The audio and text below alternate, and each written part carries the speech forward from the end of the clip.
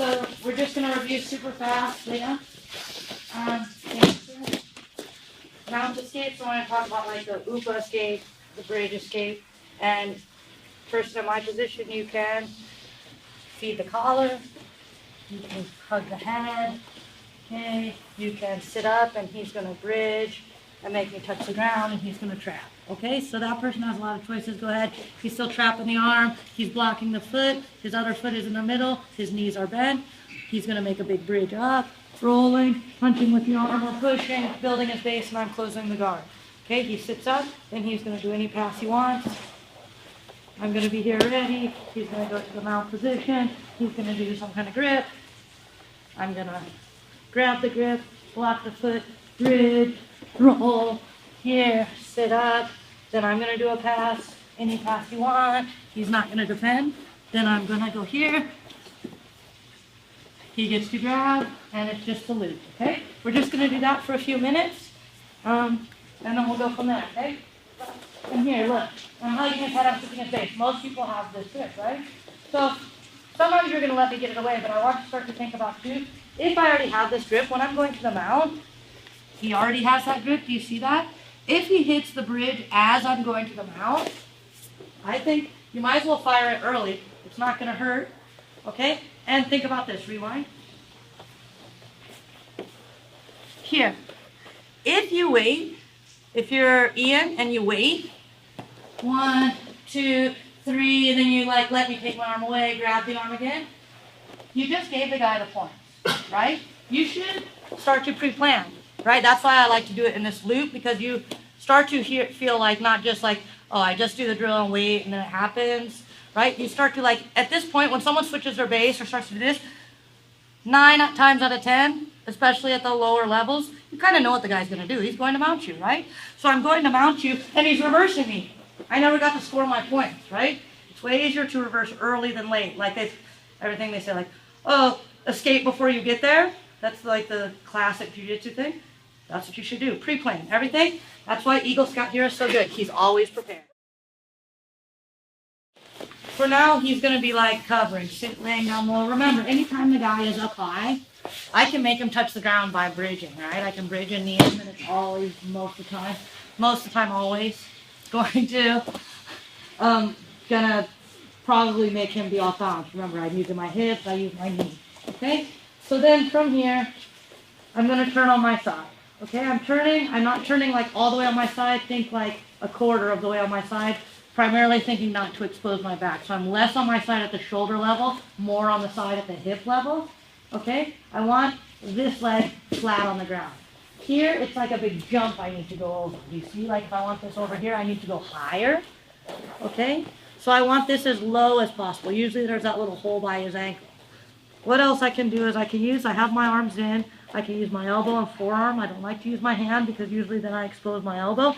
If when I get down here, I can start using my hand, right? Okay, so I'm there, I'm pushing that down. I'm using my knee to bring his leg out so I can find it and use this to drag it over. Okay, and then look, I'm pushing down and bringing my knee up. And then I'm going to switch my hips. So look at this, guys.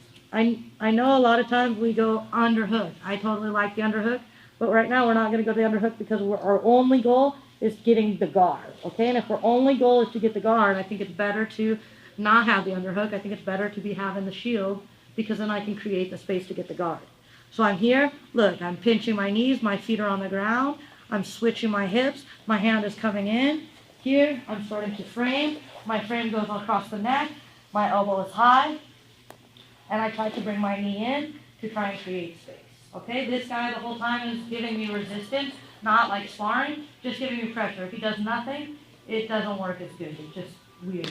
Okay, he's here, I'm creating space here, I'm pushing, okay, creating space, and I'm bringing my other knee through. Remember, I don't want to just like create space by pushing him. The easiest thing in my mind to push and move is myself, right? Look, you see, I can move myself really easy, okay? If I'm flat on my back and I try to move myself, I like push myself into the ground doesn't move.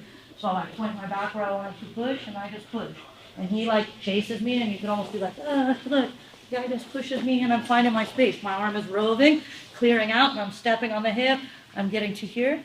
So I'm going to have you guys go to different kinds of guard. Everyone like just go, we always think, oh, we got to go to closed guard.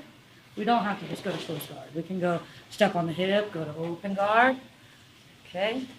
And think about, I was framing and pushing, so we're always changing our distance management, right? Here, my goal is to create space to get my leg through.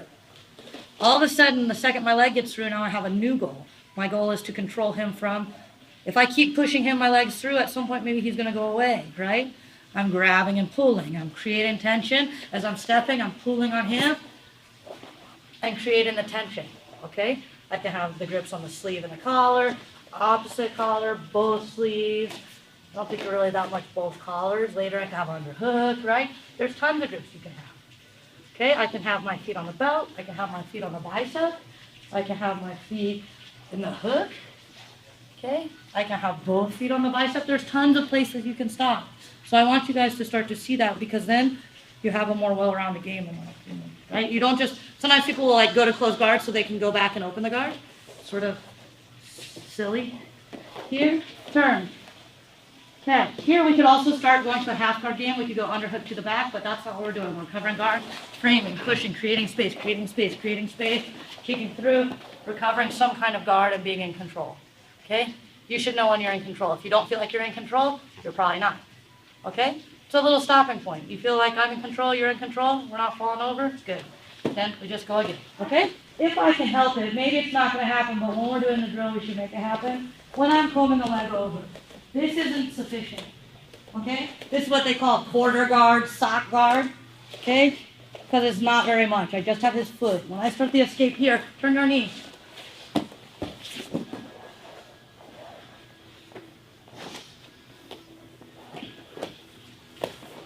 Turn your knee. Right? So look, guys. Practice doing it where I go back to mount. This isn't half guard. It is, but it's not like as much. This is going to make harder. Okay, look. Once it drops, that's your trigger point in my mind. Like when you're especially in the drill, I'm trying to do it the right way, right? Because he's not trying to mess it up. Here, it drops. Now it's deep to my leg, right? It's on the hamstring side. Pushing, I yell, push the knee deep. This is not deep. That's what I mean. When I yell push the knee deep in this situation, I mean deep to my legs. Deep in my half guard. Not, okay, I really got it. I totally have it, right? Everyone turn their knee down on your chest. Turn this. Okay, that's not as good for you. Okay, let's go. Push it. So right now, just put your hands on the ground. Okay, so just because all we're really caring about is this, I just want you to know, later people maybe don't, it's super easy. Bridge, lap, I touch the ground. Now, he starts his escape. Remember, I'm not just statue. Go to your escape.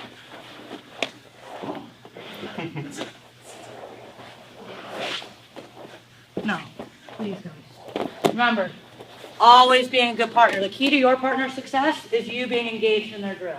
Okay, look. Go do your drill.